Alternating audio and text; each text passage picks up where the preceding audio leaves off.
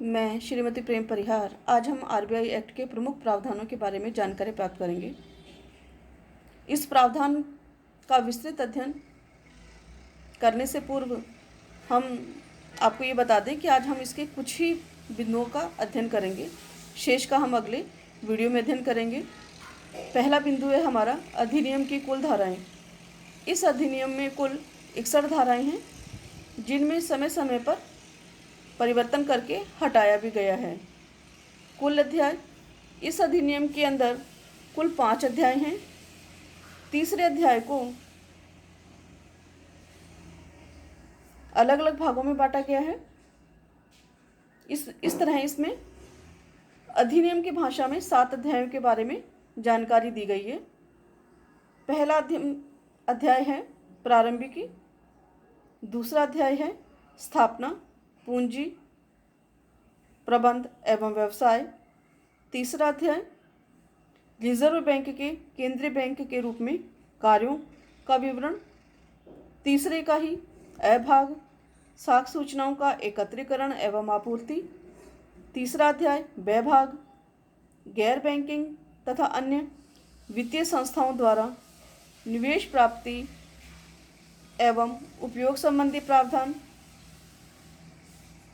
चौथा अध्याय सामान्य प्रावधान और पांचवा अध्याय दंड संबंधी प्रावधानों के बारे में जानकारी प्रदान करता है।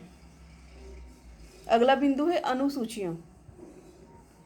प्रारंभ में इस अधिनियम में 5 अनुसूचियों का समावेश किया गया था, लेकिन बाद में इसमें से 3 अनुसूचियां हटा दी गई।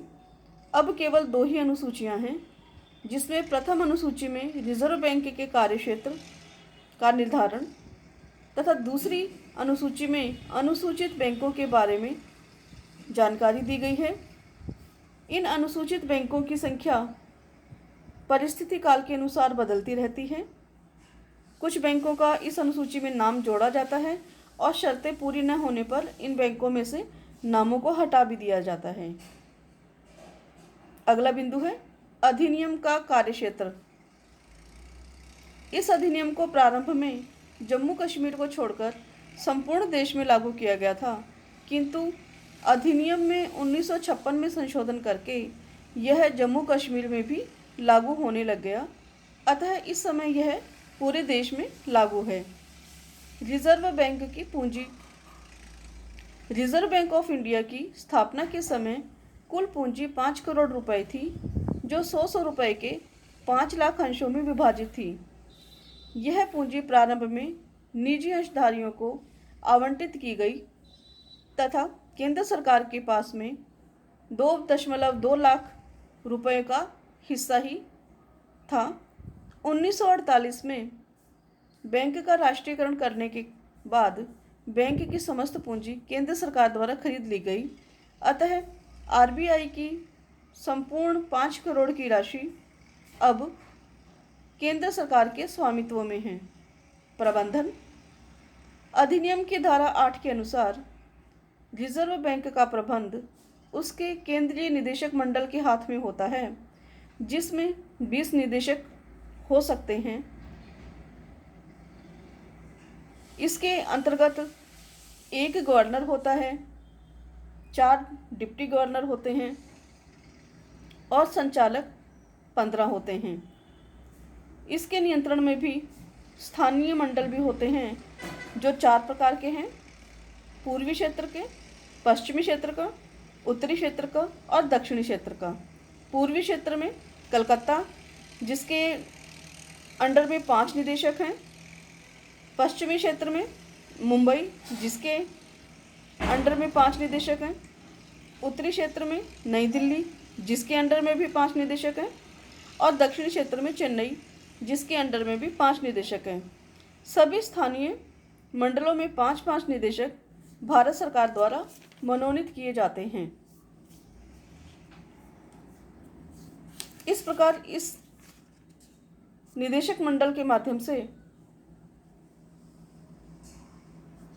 बैंक का प्रबंधन होता है। रिजर्व बैंक के कार्य क्या क्या हैं?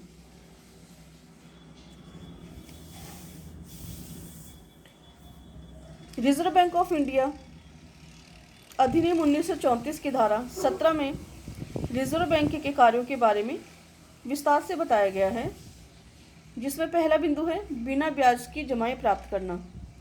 रिजर्व बैंक का कार्य बिना ब्याज राज्य सरकारों, केंद्र सरकार, स्थानीय निकायों, बैंकों तथा अन्य व्यक्तियों से जमाएं प्राप्त करना एवं उनके चेक का संग्रहण करना है, पर इन पर वह ब्याज नहीं देता है।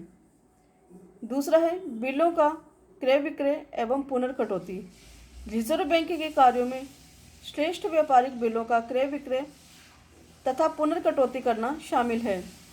ये बिल 90 दिन से अधिक अवधि के नहीं होने चाहिए। निर्यात बिल 181 दिन के, कृषि वित्त से संबंधित बिल 15 महीने की अवधि से अधिक के नहीं होने चाहिए। लघु उद्योगों के वित्त बिलों की पुनर्कटौती करना, जिनकी अवधि 12 माह से अधिक की नहीं हो तथा इन पर राज्य सरकार की गारंटी भी हो। विदेशी मुद्रा तथा विदेशी में विनिमय बिलों का लेन देन।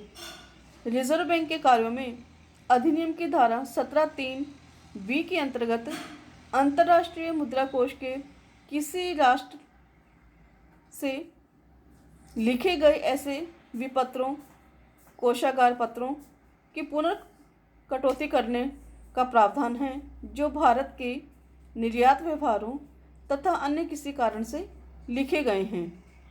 यानी कि अंतर्राष्ट्रीय मुद्रा कोष के राष्ट्र जो सदस्य राष्ट्र हैं वो ही अगर निर्यात बिल लिखते हैं तो भारत उनका पुनर्कटौती कर सकता है। बैंकों को ऋण। रिजर्व बैंक को अनुसूचित बैंकों तथा राज्य सहकारी बैंकों को उनके 180 दिन की परिपक्वता वाली प्रतिज्ञा पत्रों की धरोहर पर ऋण देने का अधिकार है। अन्य संस्थाओं को ऋण। अधिनियम के अंतर्गत बैंक द्वारा स्थानीय निकायों, अनुसूचित बैंकों, राज्य सहकारी बैंकों तथा राज्य वित्त निगमों को विनिमय बिलों तथा प्रतिज्ञा पत्रों की धरोहर पर 90 दिन तक के ऋण दिए जा सकते हैं, जबकि सरकारी प्रतिभूतियों की धरोहर पर राज्य वित्त निगमों को 18 महीने तक की अवधि के ऋण दिए जा सकते हैं। उनके ऋणों पर राज्य सरकार की गारंटी आवश्यक है। उनके ऋणों की राशि संबंधित निगम की प्रदत्त पूंजी के 90% से अधिक नहीं होनी चाहिए। केंद्र तथा राज्य सरकारों को ऋण प्रदान करने में रिजर्व बैंक बैंकर के रूप में भी कार्य करता है। रिजर्व बैंक अधिनियम की धारा 17, 20, 21 तथा 22 के प्रावधानों के अनुसार केंद्र सरकार तथा राज्य सरकारों के बैंकर के रूप में कार्य करता है तथा उन्हें 3 महीने की अवधि तक के ऋण दे सकता है। उनकी प्रतिभूतियों का क्रय विक्रय कर सकता है।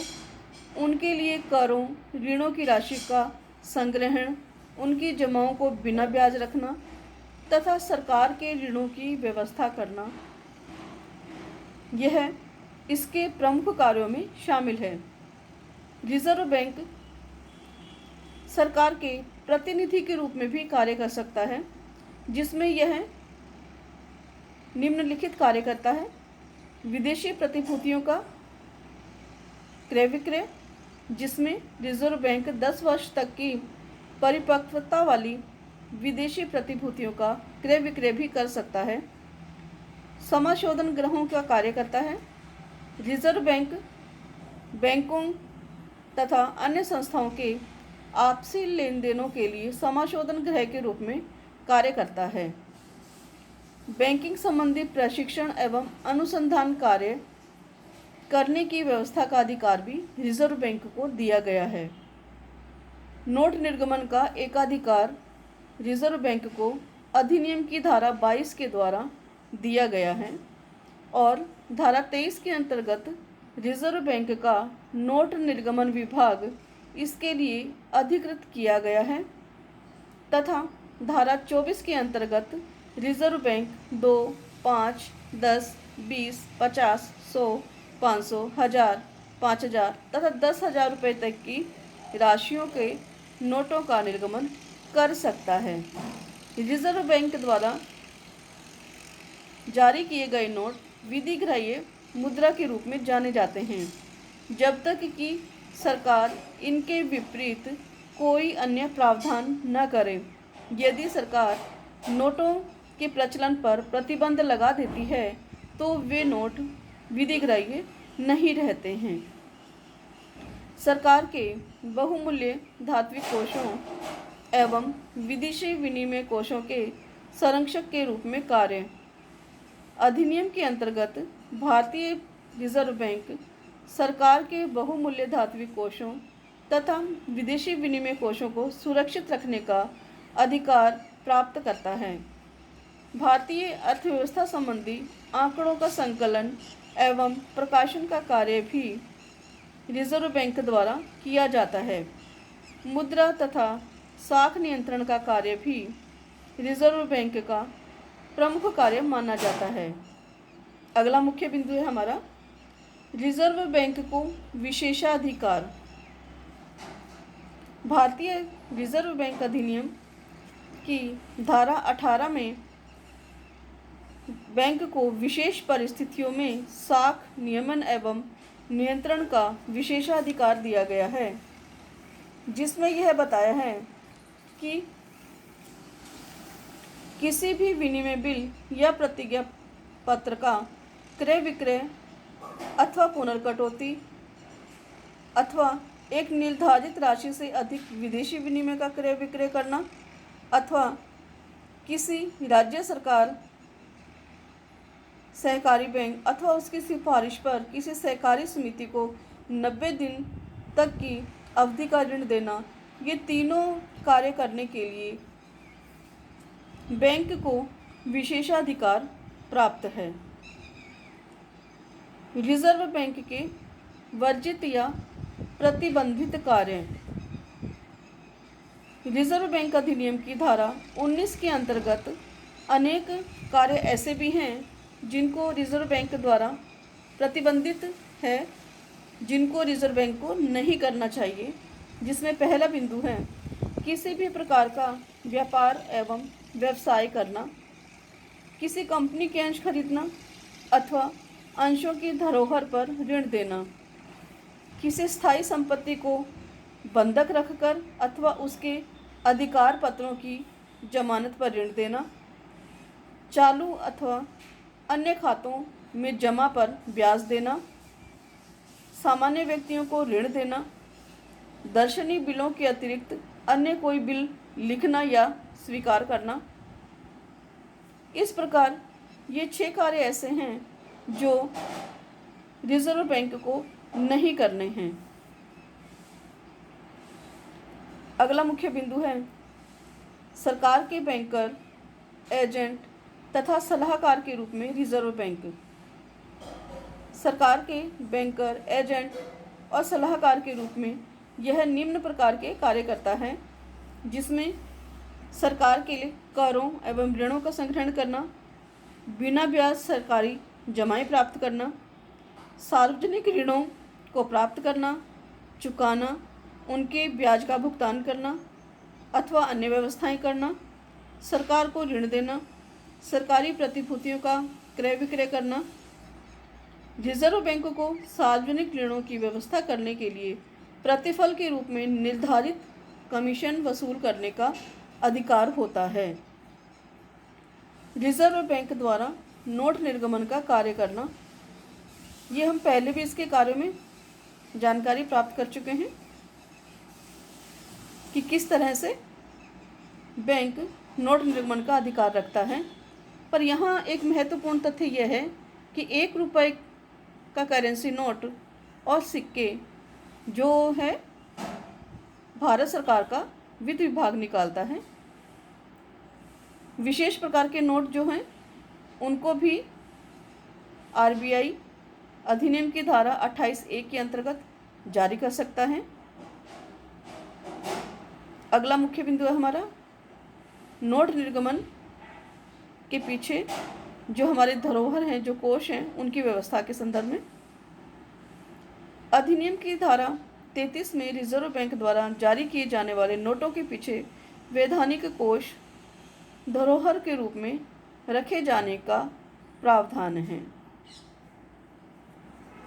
प्रारंभ में यह अनुपातिक कोष प्रणाली पर आधारित थे, लेकिन फिर 1956 में द्वितीय पंचवर्षीय योजना के कारण हीनार्थ प्रबंधन की स्थिति हुई, विदेशी विनिमय संकट हुए और अनुपातिक कोष प्रणाली को त्याग करके न्यूनतम कोष प्रणाली को अपनाया गया और न्यूनतम कोष प्रणाली में वर्तमान समय में 200 करोड़ रुपए न्यूनतम कोष के रूप में रखना आवश्यक है। इस 200 करोड़ रुपए में 115 करोड़ रुपए का स्वर्ण या स्वर्ण के सिक्के तथा शेष 85 करोड़ रुपए के मूल्य के विदेशी प्रतिभूतियों को रखने का प्रावधान किया गया है। बाकी के बिंदु हम अगले वीडियो में अध्ययन करेंगे।